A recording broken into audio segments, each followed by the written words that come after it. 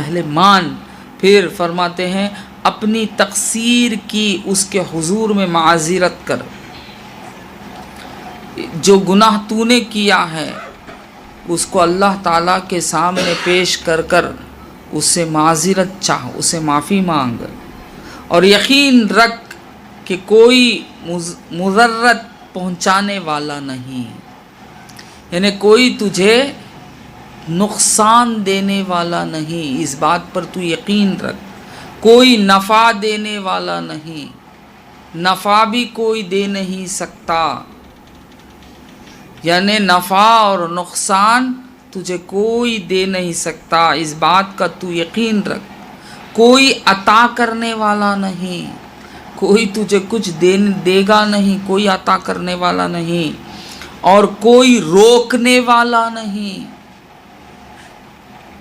اس بات پر تو یقین رکھ، مگر وہی اللہ، بس اللہ ہی ہے جو تجھے نفع بھی دے گا، تجھے نقصان بھی دے گا، تجھے عطا بھی کرے گا، روکے گا بھی، اس کے سوا ما سوا اللہ نہ نفع دے سکتی ہے، نہ نقصان پہنچا سکتی ہے، نہ عطا کر سکتی ہے، نہ کوئی عطا کو روک سکتی ہے۔ پس اس وقت تیرے قلب کی آنکھ کا اندھا پن زائل ہو جائے گا، جب تو اس پر عمل کرے گا تو اپنے آپ کو اس طرح تبدیل کر لے گا، جب تیرے باطن کی آنکھ کھل جائے گی، تیری باطن کا اندھا پن جو ہے نا، تیرے قلب کا اندھا پن جاتے رہے گا، اور ظاہری و باطنی بینائی حرکت کرنے لگے گی۔ جب یہ تیرے قلب کا اندھا پن جاتے رہے گا تو تیرا باطن بھی دیکھنے لگے گا، تیرا ظاہر بھی دیکھنے لگے گا، تو جسے دیکھنا ہے وہ دکھنے لگے گا، تو پالے گا اسے۔ پھر فرماتے ہیں صاحب زادہ کھردرے اور موٹے کپڑے پہننے اور روکھا سوکھا کھانا کھانے میں شان نہیں ہے۔ کیا فرماتے ہیں؟ یہ کھردرے کپڑے پہن لینا اور موٹا دھوٹا کھانا لوگوں کے سامنے، یہ کوئی شان نہیں ہے، یہ تو ایک ریا ہے، اپنا ظاہر سنوار لینا، یہ ایک ریا ہے۔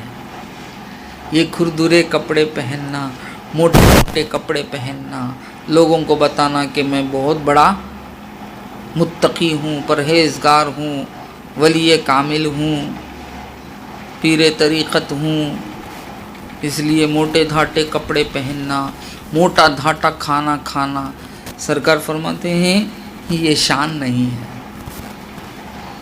ایسا کرنا شان نہیں ہے، شان تیرے قلب کے زہد اختیار کرنے میں ہے۔ شان کیا ہے؟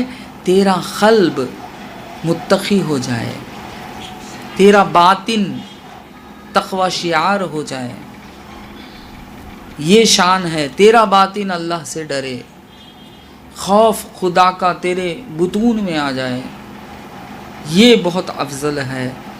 لباس میں سچا شخص سب سے پہلے اپنے باطن پر صوف پہنتا ہے۔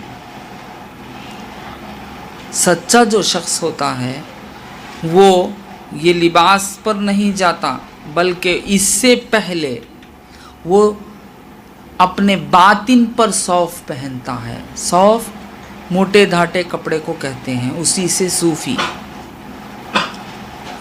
سمجھ میں آیا؟ صوفی کا لفظ جو آیا نا، یہ کیا ہے؟ اصل میں موٹے دھاٹے کپڑے پہننے والے، جن کو دنیا وغیرہ کے خواہشات سے دل نہیں لگتا، تو موٹے دھاٹے کپڑے پہنتے۔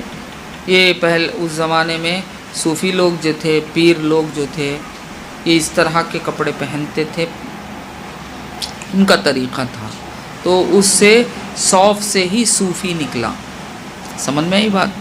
تو سرکار فرماتے ہیں جو سچا شخص ہے وہ پہلے اپنے باطن کو کیا کرتا ہے؟ صوف پہناتا ہے، اس کے بعد اس کا اثر ظاہر تک پہنچتا ہے۔